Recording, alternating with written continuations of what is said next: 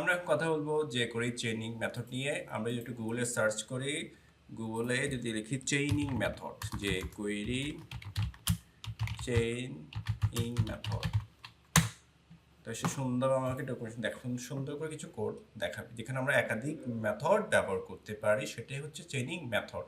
CSS করতে পারি, slide up, slide down, একাধিক মেথড একসাথে ইউজ করে আমরা বলতেছি চেইনিং।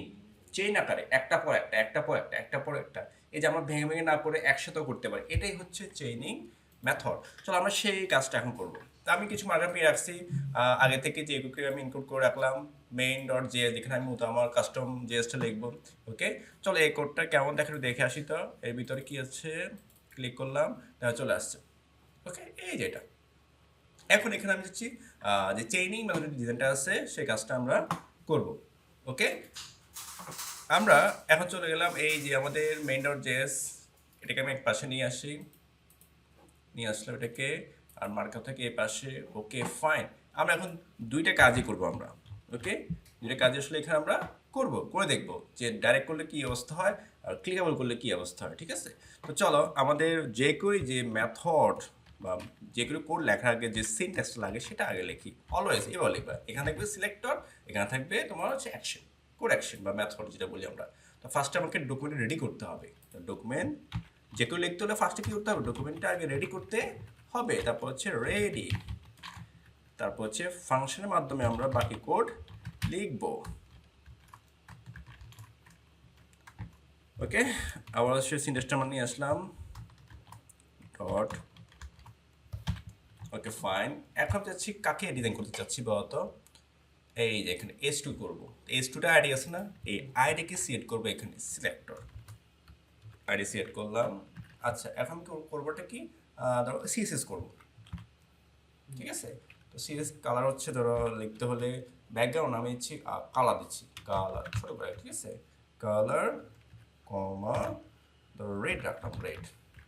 ওকে, এরপর আমি যখন আরেকটা মেথড লিখতে যাব ডট দিব, কনক্যাটেনেট। ঠিক আছে, ডট দিব।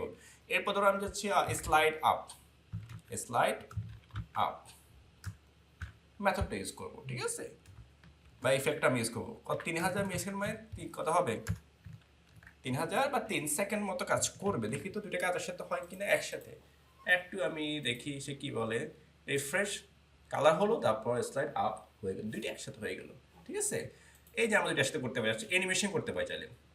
ওকে, তো অ্যানিমেশনটা আমি আগে রাখি, আচ্ছা অ্যানিমেট পরে রাখি, অ্যানিমেট। অ্যানিমেটটা একটু হোক, অ্যানিমেট। আমি এটাকে একটু সাইজ ছোট করে দিই। ওকে ফাইন, বা এটাকে আমি এক পাশে নিয়ে যাই। হ্যাঁ, অ্যানিমেট। এই যে এখানে আমি, যেহেতু আমরা এখানে একাধিক লিখবো, সেক্ষেত্রে আমি সেকেন্ড ব্র্যাকেট দিব, মার্জিন লেফট কমা লেফট, সরি কোলন, তারপর কত পিক্সেল সরে যাবে, ধরো 40 পিক্সেল সরে গিয়ে সে আমার ডিজাইন করা দেখাবে। শেষে আমরা ক্লোজ করে দিব। এখন আমি রিফ্রেশ দিলাম, দেখো। আচ্ছা, আমাদের অ্যানিমেশনটা কি হলো, অ্যানিমেট। এটাকে যে কাজটা করবো আমরা, এটা স্টার্ট আগে হয়ে যাচ্ছে, এটা আমি পরে দিয়ে দেখি।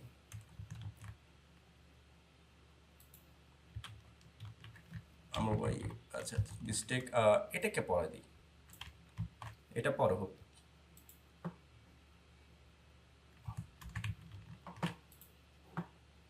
Heading, okay fine, colour red,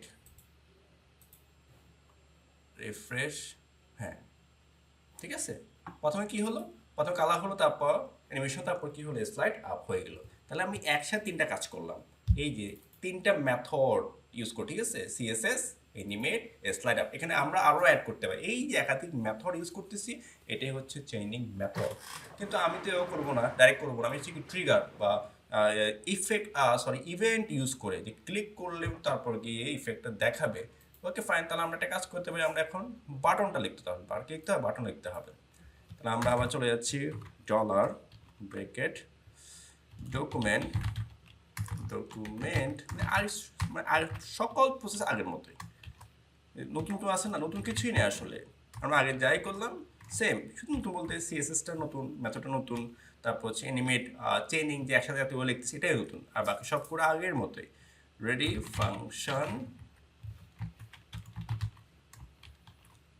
দ্বিতীয় বন্ধনী, তারপরে এখানে হচ্ছে আমাদের এই যে এখন যে আমি কী করবো, ইভেন্টে মানে মাউস ইভেন্ট ক্লিক করলে যেন কি হয় ডিজাইনটা বা যে কেউ এটা কাজ করে। তাহলে আমাদের ক্লিকেবল কি বাটন আছে ক্লিক, আমরা হয়েছে ক্লিক, তো আমি বাটন বলতে ক্লিক। আগে যে করে সিনটেক্সটা আমরা শেষ করি, অলওয়েজ আমরা দেওয়া লিখবো, তাহলে আমাদের করলে তো সুবিধা হবে। এবার এখানে হচ্ছে সিলেক্টর, যদি এটা আইডি ক্লিক, নাম কি ছিল সরি ক্লিক, তারপর হচ্ছে আমাদের এখানে হবে ক্লিক ইভেন্ট, এর ভিতরে আমরা বাকি মেকানিজমটা লিখবো। শেষ, আমরা শুধু এই লাইনটা কপি করে নিয়ে আসবো, এই যে এটা।